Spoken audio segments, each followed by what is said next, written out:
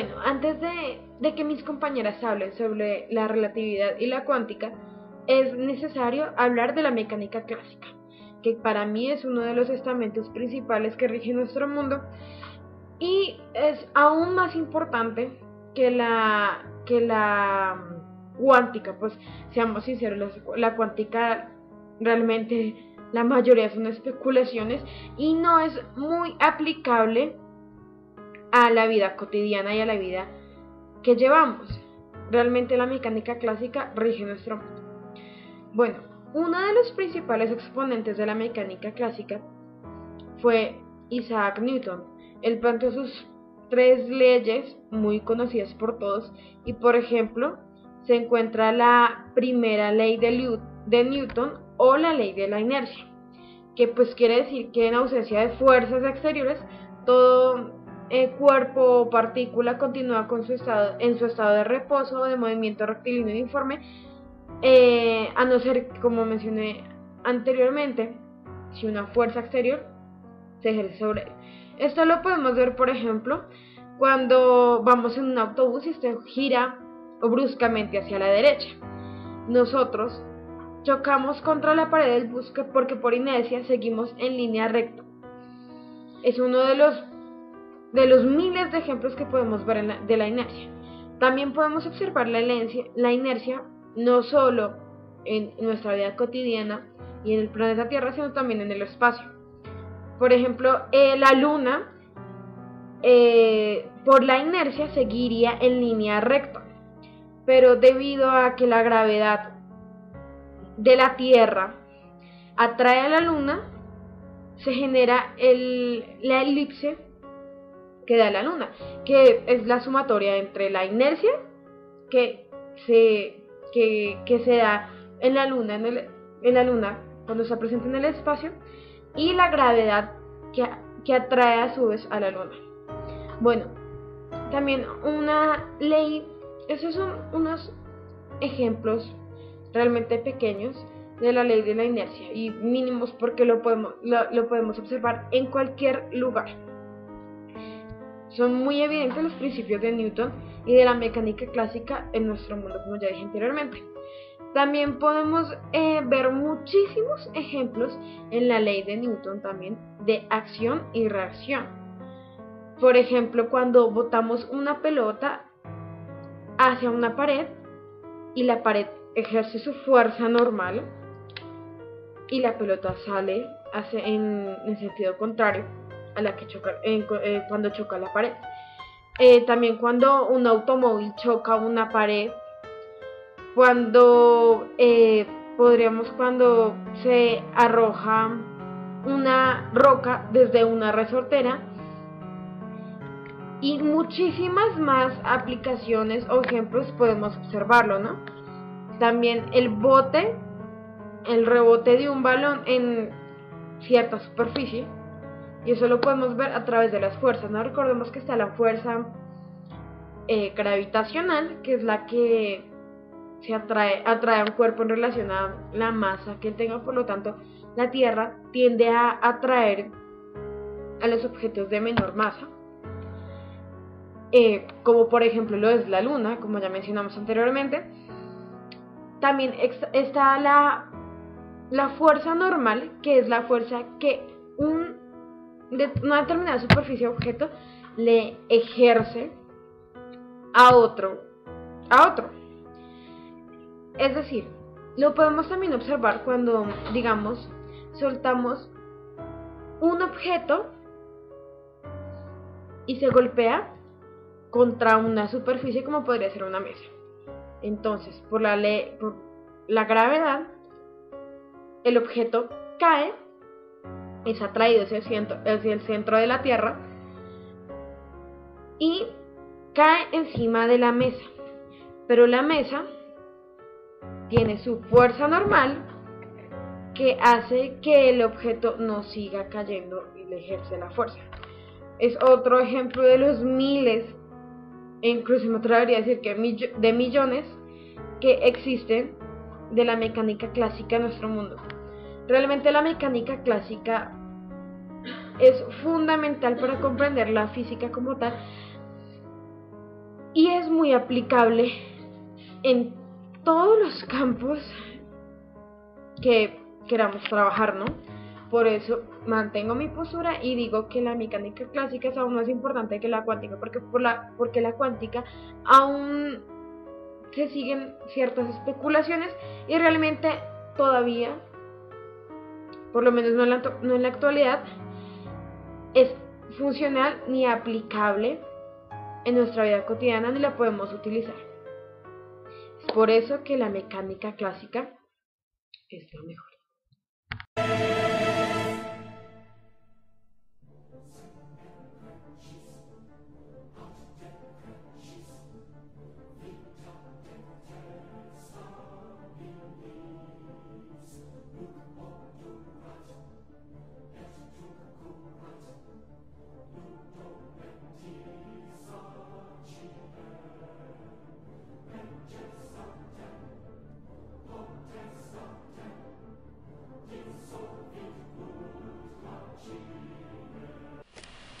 Bueno, bienvenidos a otra sección de más de Oye Frank. Y hoy tenemos a una experta en relatividad. Vamos a formar una discusión aquí entre la cuántica y la relatividad. Entonces, Cami, ¿qué puedes decir tú de la relatividad?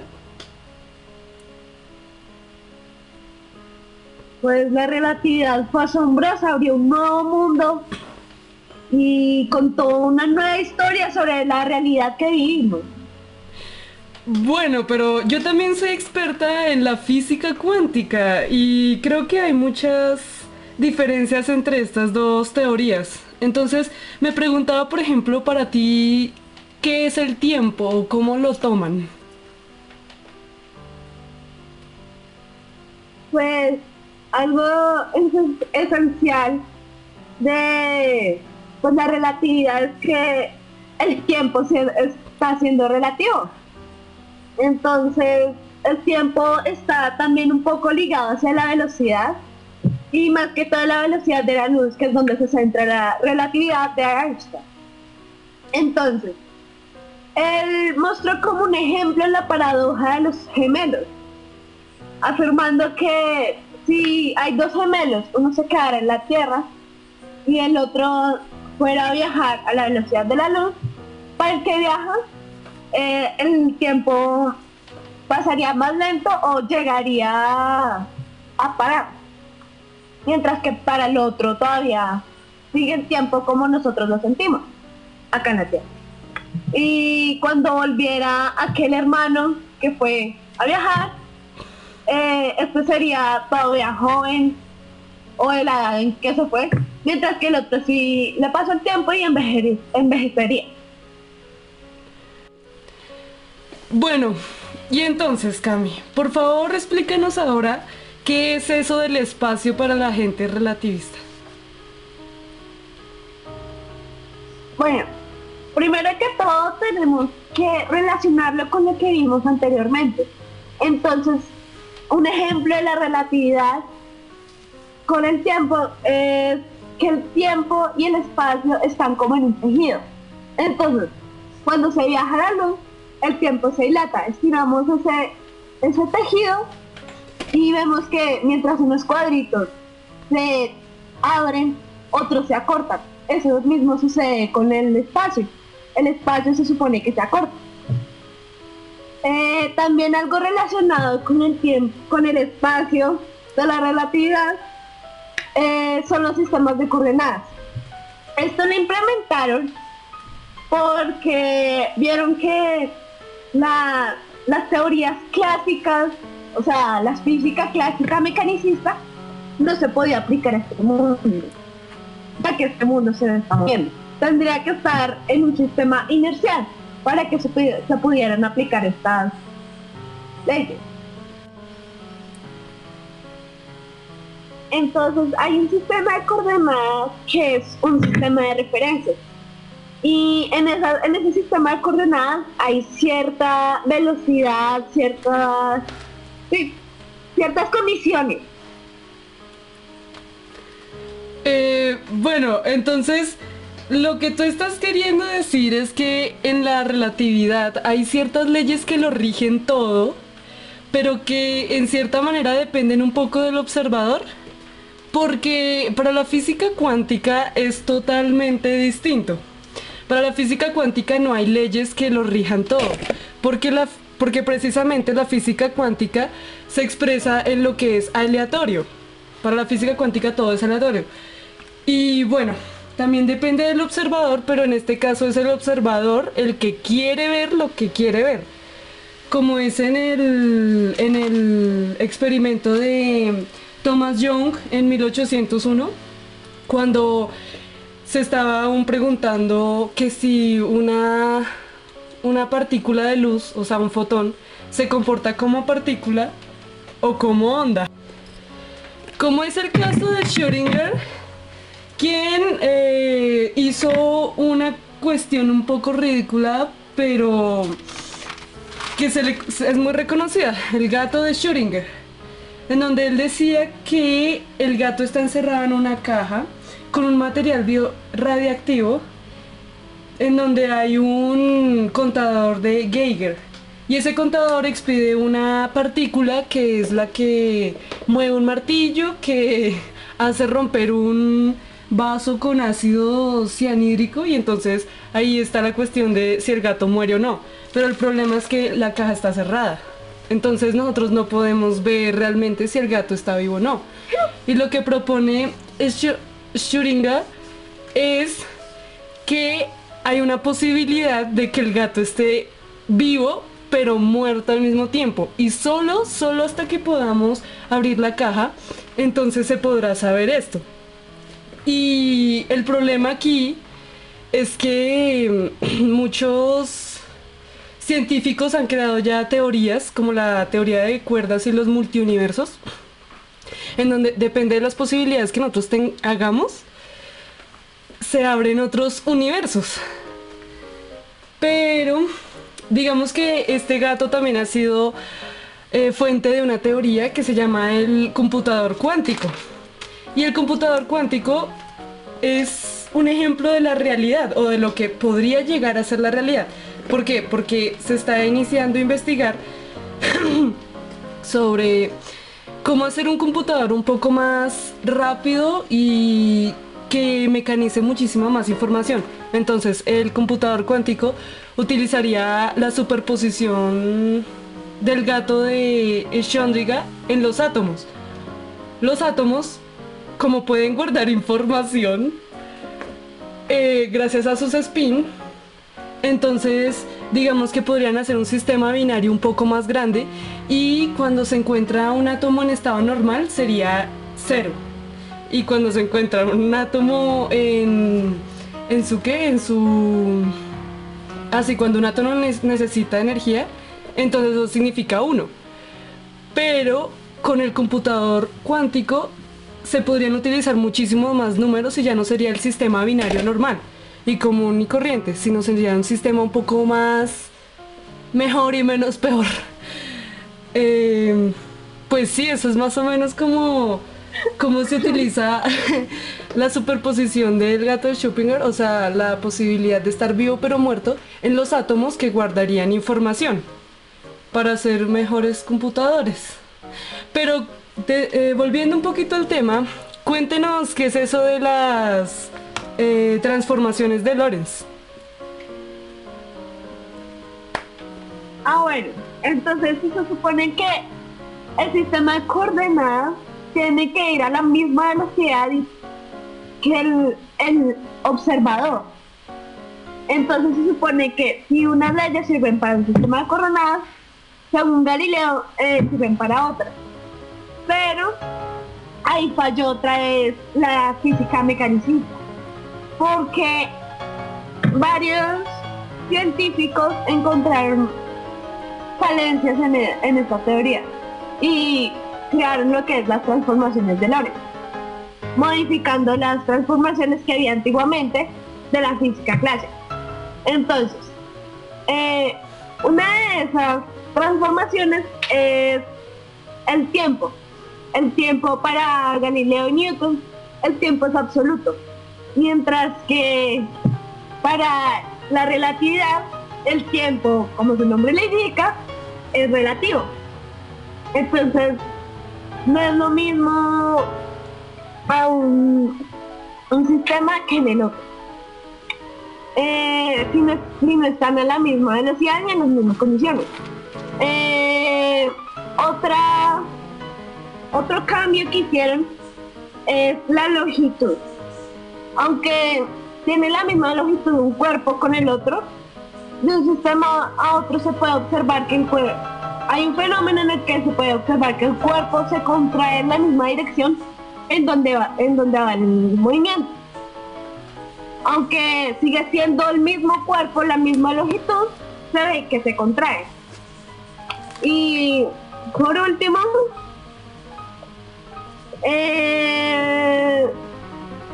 pues que todo se compara con la velocidad de la luz. Pues de hecho toda la relatividad está basada en lo que es la velocidad de la luz. ¿Ya? Y cuéntame un poco, yo había escuchado sobre un tal Maxwell que había hecho unas ecuaciones, pero aún no comprendo más o menos cómo se aplican estas ecuaciones y por qué hicieron cambiar tanto el pensamiento de Einstein hasta tal punto de, si me es permitido decir, crear la teoría de la relatividad.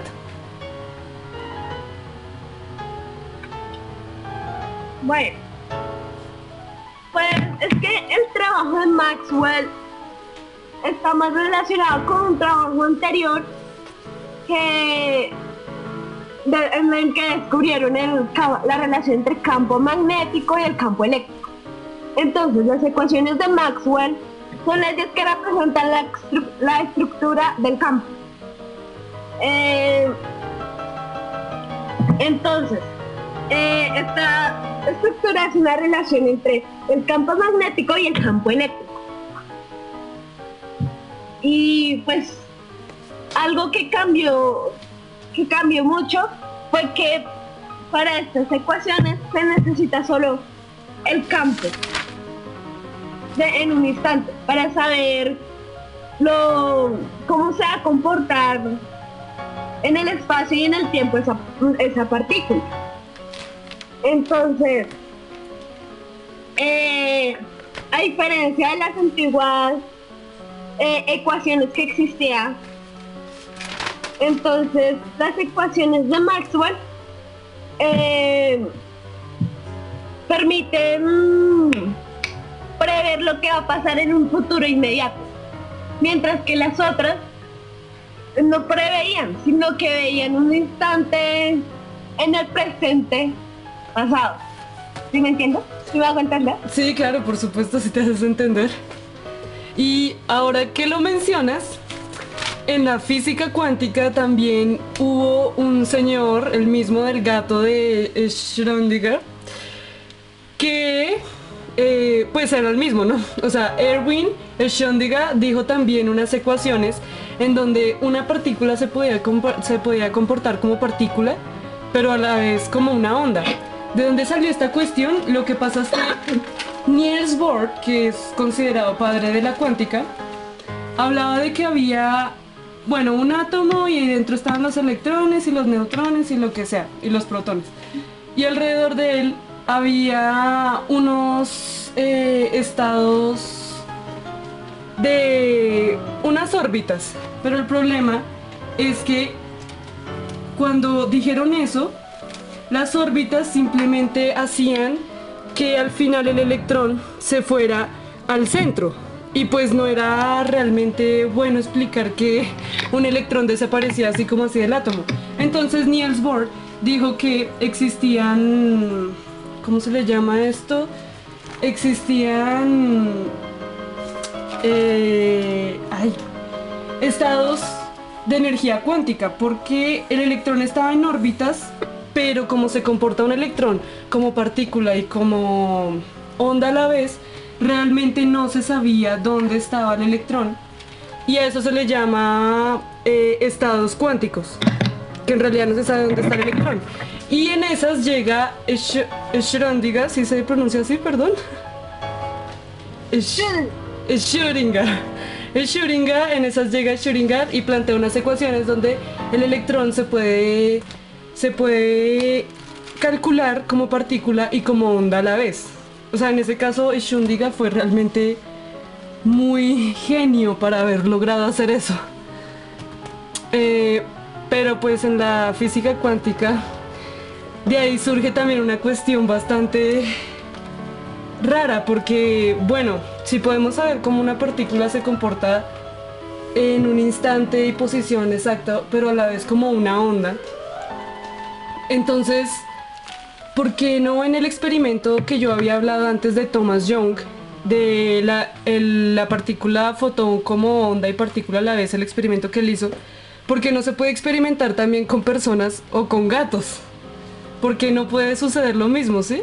¿Sí me hago entender? Porque no podemos ver que la gente está en una parte pero al mismo tiempo en todas partes, porque se supone que así como las composiciones más chiquitas, que son los fotones y electrones, se comportan como onda y como partícula, porque nosotros no lo hacemos. Y bueno, sí es una cuestión bastante filosófica tal vez. Pero bueno, volviendo a retomar el tema de la relatividad,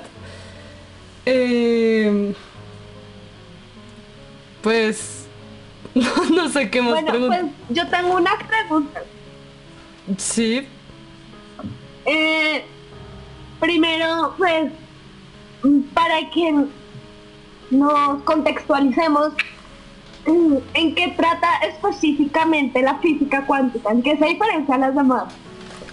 Bueno, lo que pasa es que, por ejemplo, Niels Bohr, que es conocido como el padre de la física cuántica, él hablaba de los estados cuánticos. ¿Y qué es eso de los cuantos? Bueno, resulta que los cuantos es toda cosa micro, pero demasiado pequeña, que puede tener como unas ciertas estadísticas y por lo tanto una proporcionalidad de sucesos, ¿sí? Que se pueden calcular.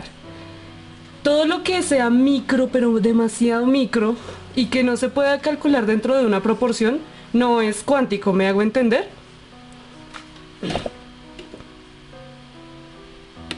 Y bueno, otra pregunta, pues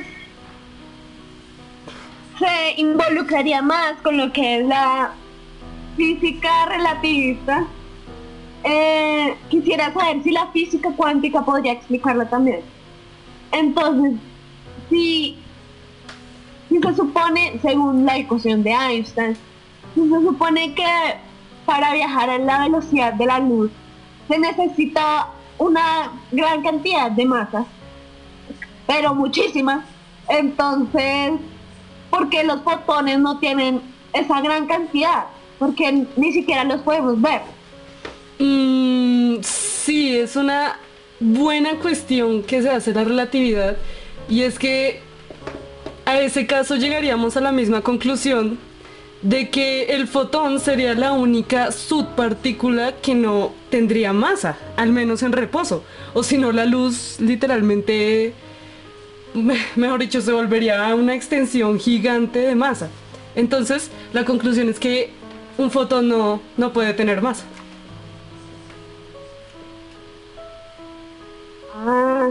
También me gustaría que habláramos de algo que me llamó mucho la atención, y es sobre que hay partículas que están relacionadas, y pues eso lo relacionan, bueno, lo quieren utilizar para poder desarrollar el viaje en el espacio, la teletransportación. Sí. ¿Conoce usted bien lo que es eso? Sí, por supuesto que sí. Lo que pasa es que en la física cuántica, al mismo tiempo, como todo es aleatorio, un átomo representa una onda, pero al mismo tiempo una partícula. ¿Eso qué significa? Que este mismo átomo puede nacer en otra parte a kilómetros, igual, exactamente igual, pero que, o sea, con la misma información, que es a lo que nosotros le llamamos spin. Y de esa manera nosotros podemos utilizar la teletransportación. O sea, de hecho ya lo han experimentado. Actualmente ya han encontrado en la Universidad de Ginebra, que no tengo ni idea de dónde queda eso, ya han experimentado y han teletransportado información. ¿Cómo lo hacen? Cogen un átomo y, y cogen otro átomo por allá a 2 kilómetros y lo que hacen es coger la información del primer átomo del spin y ¿cómo explicar esto? Hacer como, mejor dicho, que el otro átomo tenga la superposición del gato de Schrödinger, que sería tener todos los átomos al mismo tiempo, entonces tendría toda la información. Pero nosotros podríamos lograr hacer que ese spin coja el mismo spin que hay en este átomo a otros 2 kilómetros. Me hago entender, es un poco raro, pero ya se ha hecho y se ha logrado compartir información de un átomo a otro átomo, haciendo como un intento de teletransportación, pero en realidad eso no es como teletransportación para mí, eso es más como clonación de información de átomos. Es como si cogiéramos una persona aquí y cogiéramos nada más, y cogiéramos otra persona igual en el otro lado. Sí, yo he escuchado la cuestión entre la teletransportación. Algunos dicen que matar a un ser vivo para clonarlo en otro espacio. Bueno, para la cuántica realmente no es así. En realidad, el otro, mejor dicho, aquí estoy yo como persona y me van a clonar en otra parte. Hay otra yo a 2 kilómetros, pero lo único que recibe la otra yo es información mía. Sin embargo, yo sigo existiendo. ¿Me hago entender? Lo único que se le teletransportado fue la información, o sea, las experiencias, la forma en que me comporto, la forma en que no sé qué. Pero yo seguiría existiendo, entonces en el mundo quedarían 2 yos. Para entender un poco más el experimento de Thomas Young en 1801, de la doble rendija, veremos este enlace en YouTube.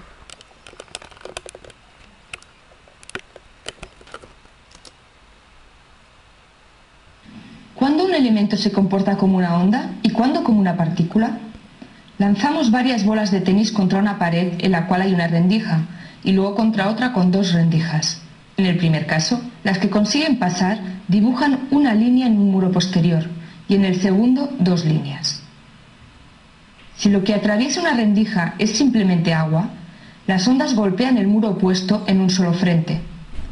Pero si hay 2 rendijas, aparece un patrón de interferencia, varias franjas. Las ondas interfieren entre ellas, donde se suman, la línea parece más intensa, donde se restan, nada. Ahora vayamos hasta lo más pequeño, el mundo cuántico. Repetimos el experimento con un flujo continuo de electrones. A través de una rendija surge una sola línea. Sin embargo, cuando las rendijas son 2, tiene lugar un patrón de interferencia. ¿Significa esto que los electrones interfieren entre ellos como si fueran ondas? Para comprobarlo, se lanzan los electrones uno a uno, pero continúan apareciendo varias líneas. Se pone un observador externo para determinar por cuál de las 2 rendijas pasa cada electrón, pero sorprendentemente aparecen 2 líneas como con las pelotas de tenis. El observador evita, simplemente estando allí, que los electrones se comporten como ondas.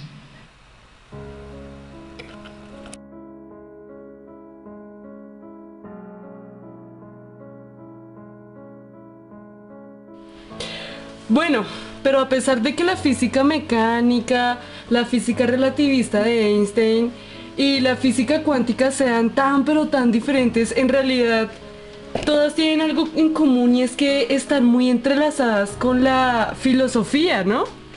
Al fin y al cabo todos podemos buscar una explicación de la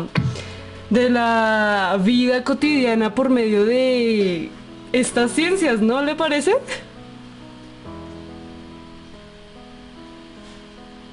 Claro, es que como la física también está relacionada con nuestro alrededor, con nuestro mundo, nuestra realidad, claramente se puede relacionar con la filosofía, cambiando la forma de pensar de alguien y su concepción sobre el mundo y sobre su realidad.